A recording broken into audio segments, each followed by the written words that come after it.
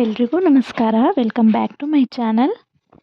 ಇವತ್ತು ನಾನು ಮಾಡೋ ಅಂತಹ ಮ್ಯಾಗಿ ರೆಸಿಪಿಗಳಲ್ಲಿ ಒಂದನ್ನು ಶೇರ್ ಮಾಡ್ತಾ ಇದ್ದೀನಿ. ವಿಡಿಯೋನ ಎಲ್ಲೂ ಕೂಡ ಸ್ಕಿಪ್ ಮಾಡದೆ ಪೂರ್ತಿಯಾಗಿ ನೋಡಿ.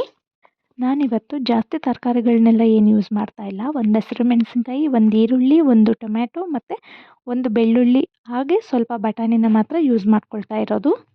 ತೊಗೊಂಡಿರೋ ಅಂತಹ ಹಸಿರು ಮೆಣಸಿನ್ಕಾಯಿ, ಟೊಮ್ಯಾಟೊ, ಈರುಳ್ಳಿ ಮತ್ತು ಬೆಳ್ಳುಳ್ಳಿ ಎಲ್ಲದನ್ನು ಚಿಕ್ಕ ಚಿಕ್ಕದಾಗಿ ಕಟ್ ಮಾಡ್ಕೋಬೇಕು.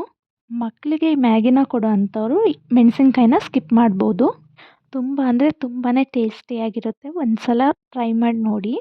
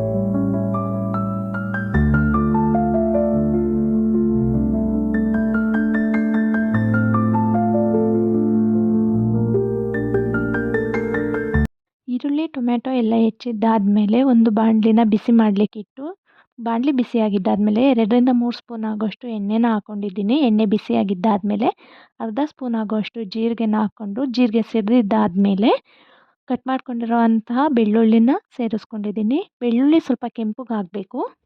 ಬೆಳ್ಳುಳ್ಳಿ ಕೆಂಪಗಾಗಿದ್ದಾದಮೇಲೆ ಕಟ್ ಮಾಡ್ಕೊಂಡಿರೋ ಅಂಥ ಹಸಿರು ಮೆಣಸಿನ್ಕಾಯಿನ ಸೇರಿಸ್ಕೊಂಡು ಅದನ್ನು ಸಹ ಚೆನ್ನಾಗಿ ಫ್ರೈ ಮಾಡ್ಕೋಬೇಕು.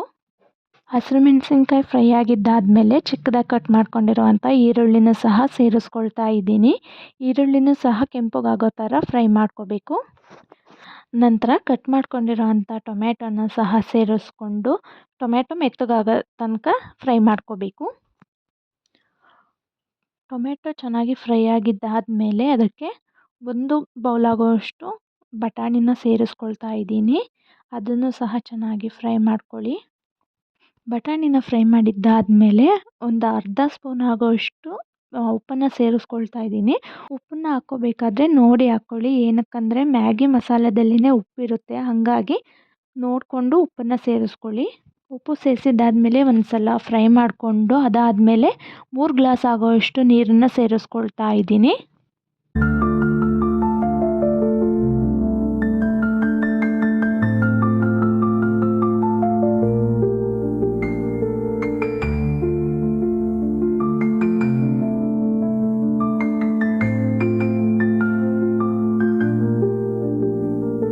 ನೀರು ಕುದಿ ಬಂದಿದ್ದಾದಮೇಲೆ ನಾನಿಲ್ಲಿ 4 ಪ್ಯಾಕೆಟ್ ಮ್ಯಾಗಿನ ಸೇರಿಸ್ಕೊಳ್ತಾ ಇದ್ದೀನಿ. 2-3 ನಿಮಿಷ ಚೆನ್ನಾಗಿ ಕುದಿಸ್ಕೊಳ್ತೀನಿ. ಹೀಗೇ ನೀವು ಬೇಕಾದರೆ ಲಿಡ್ನ ಕ್ಲೋಸ್ ಮಾಡಿ ಕುದಿಸ್ಕೋಬೋದು. ನೋಡಿ, ಈ ಟೈಮಲ್ಲಿ ನಾನು ಮ್ಯಾಗಿ ಮಸಾಲೆನ ಹಾಕ್ಕೊಳ್ತಾ ಇದ್ದೀನಿ. ಮ್ಯಾಗಿ ಮಸಾಲೆನ ಹಾಕ್ಕೊಂಡಿದ್ದಾದಮೇಲೆ ಚೆನ್ನಾಗಿ ಮಿಕ್ಸ್ ಮಾಡ್ಕೋಬೇಕು. ಈ ಥರ ನೀರಿರಬೇಕಾದ್ರೇ ಮ್ಯಾಗಿ ಮಸಾಲನ ಹಾಕ್ಕೊಂಡ್ರೆ ಅದು ಮಿಕ್ಸ್ ಆಗೋದು, ಇಲ್ಲಾಂದರೆ ಅಷ್ಟು ಚೆನ್ನಾಗಿ ಮಿಕ್ಸ್ ಆಗೋದಿಲ್ಲ. ಹೀಗೆ ಒಂದು 5-6 ನಿಮಿಷ ಚೆನ್ನಾಗಿ ಕುದಿಸ್ಕೊಂಡ್ರೆ ಮ್ಯಾಗಿ ರೆಡಿ ಆಗೋಯಿತು. ಬಿಸಿ ಬಿಸಿಯಾದಂಥ ಮ್ಯಾಗಿ ರೆಡಿ ಆಗೋಯಿತು.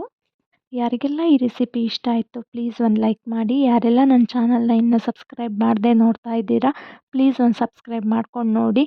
ಮತ್ತು ಇನ್ನೊಂದು ಹೊಸ ವಿಡಿಯೋದೊಂದಿಗೆ ಸಿಗ್ತೀನಿ. Thank you.